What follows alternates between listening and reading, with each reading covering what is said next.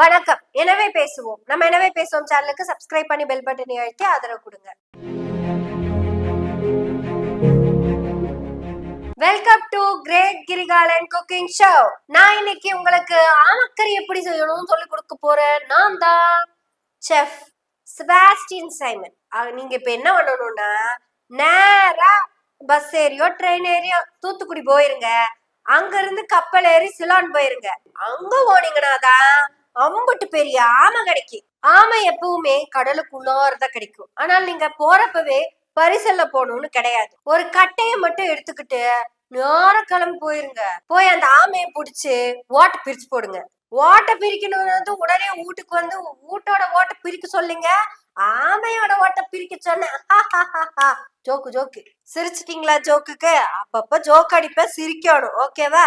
அட இது வேற லூசா இருக்கு சீமா மாதிரியே. அப்புறம் இந்த ஆமை ஓட்டை பிரிச்சு போட்டு நீங்க என்ன பண்ணணும்னா, அந்த ஓட்டை கவுத்து போட்டு அதுக்குள்ளேயே கறியும் வச்சு நீங்களும் அதுக்குள்ளேயே உட்கார்ந்து பால் இருக்கி பழம் இருக்கி அப்படின்னு வந்துட்டே இருக்கலாம். அப்படி வீட்டுக்கு வந்ததுக்கு அப்புறம் ஆமக்கறிய வெட்டணுங்க. கறி எப்படி தெரியுமா இருக்கும்? சும்மா நெகு நெகு நெகு நெகு நெருன்னு அப்படியே ஈரல் மாதிரியே இருக்கும். சும்மா லைட்டா இப்படி ஒரு நாலு கீத்து இப்படி ஒரு நாலு கீத்து எடுத்து அப்படியே குக்கருக்குள்ள போடணும். இதை இப்படியே வச்சுட்டு இப்ப நம்ம என்ன பண்ண போறோம்னா, அடுப்ப பத்த வைக்க போறோம். தப்பா பேசிட்டு இருக்கேனோ? அது ஒண்ணும் இல்லைங்க. செஃப் கேப் போட்டவன் இந்த துண்டு போட மறந்துட்டேன்னா அதான் வரல. இப்ப வந்து அடுப்ப பத்த வைக்க போற வடச்சட்டிக்கு இப்போ பெரிய வெங்காயத்தை பெருசா வெட்டாம பெரிய வெங்காயத்தை சின்ன வெங்காயமா வெட்டணும். பெரிய வெங்காயத்தை வெட்டினா சின்ன வெங்காயமா இருமில்ல, அத சொன்னங்க. அப்படியே சும்மா கீத்து மாதிரி போடணுங்க. அப்படியே கீத்து மாதிரி. இப்போ இந்த வெங்காயத்தை எல்லாம் எடுத்து வடச்சட்டிக்குள்ள போடுங்க. லாஜிக்கரை நீங்க யாருமே சொல்லல. வாங்க, நீங்க எண்ணெய் ஊத்தணும். இப்ப வெங்காயத்தை எல்லாம் எடுத்து திருப்பி கொட்டி வச்சுட்டு எண்ணெய் ஊத்தணும். எண்ணெய் நல்லா காஞ்சிருச்சான்னு தொட்டு பாருங்க. கொப்பளை வந்துருச்சு. அப்ப நல்லா கொதிச்சிருச்சுன்னு அர்த்தம். இப்ப இந்த வெங்காயத்தை எடுத்து அதுல போடணும். போட்டுட்டு சும்மா தக தக தக தகன்னு பொன்னிறமா வர அளவுக்கு வறுக்கணும். முடிஞ்சா உரங்கள்ல எடுத்து இந்த வெங்காயத்தை உரசி பாருங்க பொண்ணாயிருச்சான்னு. இப்போ காரத்துக்கு ஏதாவது காரமா இருக்கிற மிளகாவை எடுத்து போட்டுருங்க. இந்த தக்காளிய வெட்டி போடுற அதுல வெட்டு.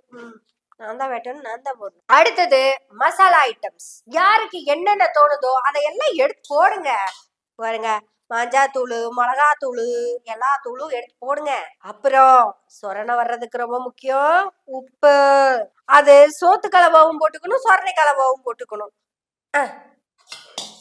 இப்ப நீங்க ஸ்டவ் சிம்ல வச்சுக்கோங்க.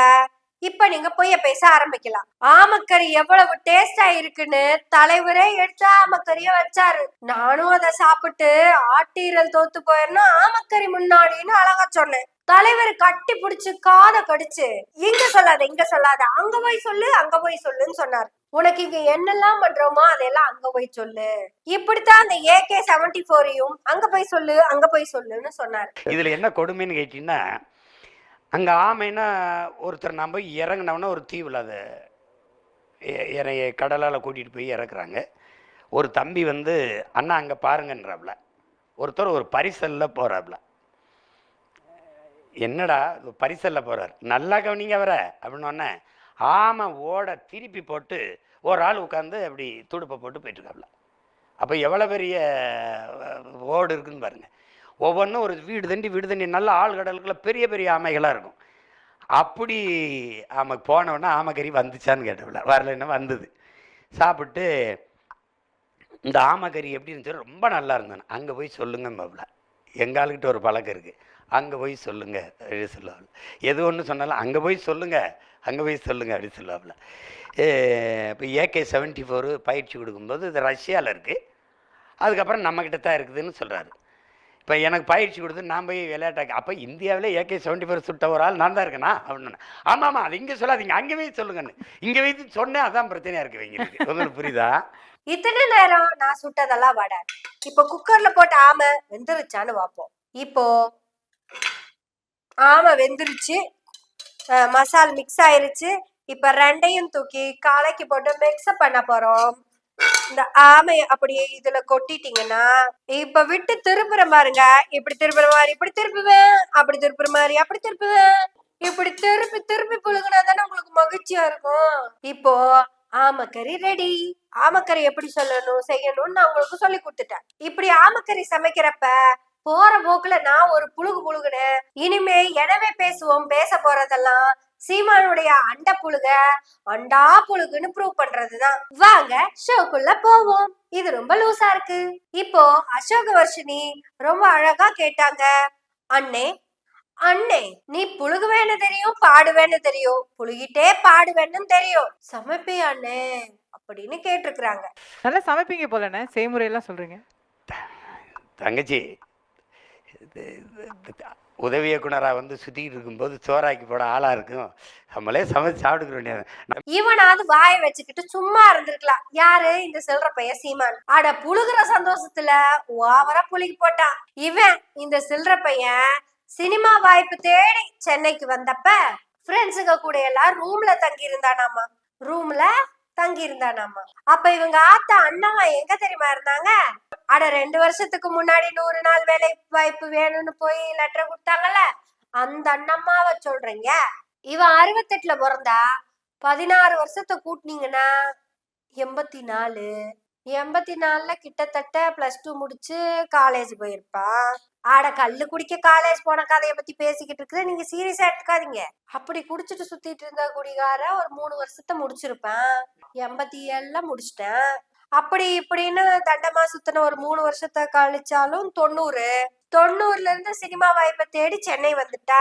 90ல சென்னைக்கு வந்திருப்பான். 94ல அசிஸ்டன்ட் டைரக்டரா சேர்றான். அப்ப 3 வருஷம் தான் வாய்ப்பை தேடி சென்னைக்குள்ள அலைஞ்சிட்டு இருந்திருக்கிறான். அந்த டைம் தான் இவரு சமைச்சு பழகுறாருங்க. எப்படி? நேரலையில சமைச்சு பழகுறாரு. இங்கிருந்து ஆத்தா அண்ணம்மாளுக்கு போனை போடுவான். அங்க அண்ணம்மாள் அங்க இருந்து தம்பிக்கு சொல்லும், இத போடுன்னு சொல்லும். இந்த கேள்வி கேட்ட தம்பி அடுத்த கேள்வி கேட்டிருந்தாங்கன்னா மொத்தமா முடிச்சு விட்டுருப்பாங்கங்க. உங்க ஆத்தா அண்ணம்மாள் கிட்ட நீங்க பேசுனது மொபைல் போனா லேண்ட்லைனான்னு. அந்த டைம்ல இவன் இருந்த ரூம்ல லேண்ட்லைன் போன் இருக்குன்னு நீங்க நம்புறீங்க? ஏன்னா அப்ப மொபைல் போனே வரல. மொபைல் போனே இல்ல, அப்ப லேண்ட்லைன் போன் தான். அப்படி பார்க்கும்போது அவங்க ஆத்தா வீட்லயும் லேண்ட்லைன் போன் இருக்கிறதுக்கு வாய்ப்பே கிடையாது. அப்படி வாய்ப்பே இல்லாதப்ப இவன் நேரலையில பேசிட்டேன்னு புழுகிட்டான். ஒரு பேச்சுக்கு 2 பேத்து வீட்லயும் லேண்ட்லைன் போன் இருக்குன்னு வச்சுக்குவோம். சீமானே ஒரே ஒரு டவுட் மட்டும்தான் இருக்கு. அதை கிளியர் பண்ணிட்டீங்கன்னா போதும். நீங்க சமைச்சது கிச்சன்லயா இல்ல ஹால்லையா? உடனே நீங்க கேப்பீங்க, அதுவே ஒத்த ரூமா இருக்கும், அதுல கிச்சனும் ஹாலும் தனித்தனியா இருக்குமான்னு. அன்னைக்கு லேண்ட்லைன் போனே ஒருத்தவங்க வீட்டுல ரூம்ல இருக்குன்னா அப்ப கண்டிப்பா 2 ரூம் இருந்திருக்கும்ல. அதனாலதான் கேட்டேன், கிச்சன்லயா ஹால்லையான்னு. போன் பேசிட்டே மசாலா போட்டேன்னு சொன்னல, அது எப்படி தெரியுமா நடந்திருக்கும் சொல்லட்டா? அடுப்ப பத்த வச்சாச்சு, சட்டிய வச்சாச்சு, நேரா ஹாலுக்கு ஓடுவான். இந்த போன் எடுத்துட்டு எஸ்டிடி போன் நம்பருக்கு அடிச்சு அந்த லேண்ட்லைன் நம்பரையும் அடிச்சு, அண்ணம்மா பையன் சீமா பேசுறேன்னா. என்னது? அண்ணம்மாளுக்கு சீமான்னு பையனே கிடையாதா? அது சைமன் பேசுறேன்னா. சைமன் அண்ணம்மா பையன் சைமன் பேசுறேனே, எங்க ஆத்த பக்கத்துல இருந்த போனை கொடுங்கண்ணே. உடனே அவரும் போனை டேபிள் மேல வச்சுட்டு திரும்பி, ஏன் அண்ணம்மா உன் பையன் பேசுறான் இங்க வா அப்படின்னு கூப்பிட்டுருப்பாரு. அந்த அம்மா கையெல்லாம் அப்படியே தொடச்சிட்டு வந்து, கண்ணு என்ன கண்ணு அப்படின்னு கேட்பாங்க. இதுக்கு பேரு எஸ்டிடி. 10 செகண்டுக்கோ 15 செகண்டுக்கோ பணம் ஓடிக்கிட்டே இருக்கும். டெலிபோன் பூத்துல பேசுனா பணம் ஓடுறது தெரியும். இவர் தான் வீட்லயே வச்சிருந்த வசதியானவராச்சே. அம்மா அடுப்பு பத்த வச்சுட்டேம்மா, என்ன பண்ணணும் அப்படின்னு கேட்பாரு. எதுமா? எண்ணெய் ஊத்தணுமா? ஒரு நிமிஷம் இருமா. என்ன? ஆமா எண்ணெய் ஊத்திட்டேம்மா. ஹலோ வச்சுட்டாளா? எங்க அம்மாக்கு அறிவும் இல்ல ஒண்ணும் இல்ல. இப்ப திருப்பி ஃபர்ஸ்ட்ல இருந்து வரணும். நம்பர். ஹலோ அண்ணே அதே சைமன் தானே பேசுறேன். அறிவில்லாத அண்ணம்மா போனை வச்சுட்டு போயிடுச்சுனே, அதே கொஞ்சம் கூப்பிடுனே. ஏலே அண்ணம்மா, பையன் பேச போனை வச்சு போட்டு என்ன வெங்காயத்துக்கு போனேன். இந்த கிறகம் முடிச்சவனுக்கு வேலை இல்லையாக்கும். வேலை செய்ய விடாம இந்த நாய்க்கு பணத்தையே நாம தான் அனுப்பி விட்டுருக்குறோம். என்ன கண்ணு, என்ன பிரச்சனை? ஆமா, என்னதாம்மா பிரச்சனை? என்ன ஊத்திட்டு அப்புறம் என்ன பண்ணணும்? அட பொழப்பு கட்ட புடுங்கி போயல, நீ தின்னாடி போ, என்ன வேலை செய்ய விடுற சொல்லிட போற. இனி எங்காவது போட்டேன்னு வையா, வந்து உதச்சு போடுவேன். மாமா மாமா மாமா ப்ளீஸ்மா, சொல்லுமா. ஏலே, இதையெல்லாம் நீ என்ன 2025 வந்து புழுகுவேன்னு நான் கனவா கண்டேன். இப்படித்தான் நடந்திருக்கிறதுக்கு வாய்ப்பு அதிகம். அன்னைக்கு லேண்ட்லைன் போன் தான் இருந்துச்சுன்னு தெரியாம அவன் கிச்சன்ல இருந்து அங்க போய் எப்படி பேசிட்டு வந்து இதை சமைச்சிருப்பான்னு அறிவில்லாம ஃப்ளோல புழுகிட்டா. வழக்கம் போல புழுகிறது தானே, ஃப்ளோல புழுகிட்டா. அசோக வர்ஷினியோ இல்ல அந்த தம்பியோ கேட்டுக்கணுமே எதுலடா பேசுனேன்னு. அப்படி ஒரு கேள்வியை கேட்டிருந்தா சைமன் அப்பவே மைக்க போட்டு ஓடி இருப்பான். இதுக்கு தாண்டா சொல்றது ஓவரா புழுகாதன்னு. டிஜிட்டல் கேமராவே கண்டுபிடிக்காதப்ப மோடி போட்டோ எடுத்த மாதிரி, யூனிவர்சிட்டிலேயே இல்லாத ஃபாண்ட்ல மோடி சர்டிபிகேட் வாங்கின மாதிரி, இல்லாத ஜங்ஷன்ல மோடி டீ ஆத்தின மாதிரி, பேச முடியாத போன்ல பேசிக்கிட்டே சமைச்சிருக்கான் சைமன். இவன் இருந்ததே பேச்சுலர் ரூம்ல. அதுல எங்க போய் போன் இருக்க போகுதுன்னு தெரியல. இந்த காலத்தை அந்த காலத்தை கூட வச்சு பேசிட்டான். இப்படித்தாங்க கற்பனையில இவர் பேசுறதுல பயங்கர கில்லாடிங்க. நான் சொன்னதுல உங்களுக்கு டவுட் இருக்குதுன்னா அத அவனே சொல்லுவான், கேளுங்க. சொல்றான், உங்க அம்மாட்ட எப்படி பேசுனா சொல்லு. நாங்கெல்லாம் எப்படின்னா தங்கச்சி, நேரலை அடுப்புல வச்சுட்டு அம்மாவுக்கு போட்டுறது. அம்மா மீன் அலசிட்டு, ஆமாப்பா அது போடுப்பா. அம்மா இங்கே போயிடாது, இருக்கேன் பக்கத்தில் இருக்கேன், ஒன்றா சொல்லி செஞ்சுட்டு சாப்பிட்றேன். அப்படியே அம்மா வைக்கிற மாதிரியே இருக்கும்பாங்க. அம்மா தாண்டா வச்சது. அதுதான் அது. நேரலையில் கேட்டு செய்ய வேண்டியதான் தங்கச்சி. நேரலையில் கேட்டு செய்ய வேண்டியதான் தங்கச்சி.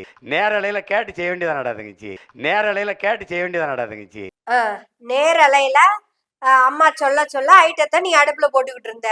அதாவது நீ கிச்சன்ல வச்சு லேண்ட்லைன் போன்ல பேசிட்டு இருந்த, உங்க அம்மா பக்கத்து வீட்டு போனை வாங்கி பேசிட்டு இருந்தாங்க. அப்படி 2 பேருமே பேசிக்கிட்டே சமைச்சுக்கிட்டு இருந்தீங்க. இப்படி போன்ல கேட்டு சமைச்ச சாப்பாடு அம்மா சமைச்ச மாதிரியே இருந்துதான். அது அம்மா சமைச்சதுதான்னு வேற இவரு சொல்லி இருக்கிறாரு. விஜயோட தம்பிகளை தற்குறின்னு சொல்லிக்கிட்டு இருக்கிற இடுபாவன கார்த்தி, சாட்டை, கார்த்திகா, இந்த வித்யா வீரப்பன், இப்ப டெபாசிட் போறதுக்காக கேண்டிடேட்டா நின்னுட்டு இருக்கிற இன்னபிற தம்பிகள், நீங்கெல்லாம் கேளுங்க இந்த சில்லற பையன்கிட்ட. எப்படிரா கேட்டுட்டு சமைச்ச, அதுவும் அப்போ அது அவன் சொன்னதை நீங்க நம்பினீங்கன்னா இப்ப வரையும் நம்பிட்டுதான் இருக்கீங்க. இந்த 16 வருஷமா அவன் சொல்றதையெல்லாம் நம்பினீங்கல்ல, இதையும் நம்புறீங்கல்ல, நீங்க தாண்டா தற்குறிக. ஃபைனல் பஞ்சு, பேசாம போலாமா? பேசுறேன், தூக்கி சொருவுட தொப்பிய. இதையெல்லாம் அங்க போய் சொல்லுன்னு அவரு சொன்னார்ல. சரி, இங்க வந்து ஏன் அவர் உயிரோட இருக்கும் போது ஒரு வார்த்தை கூட சொல்லல சைமனே? 2008 போயிட்டு வந்து 2011தான் இதெல்லாம் பேசுறீங்க.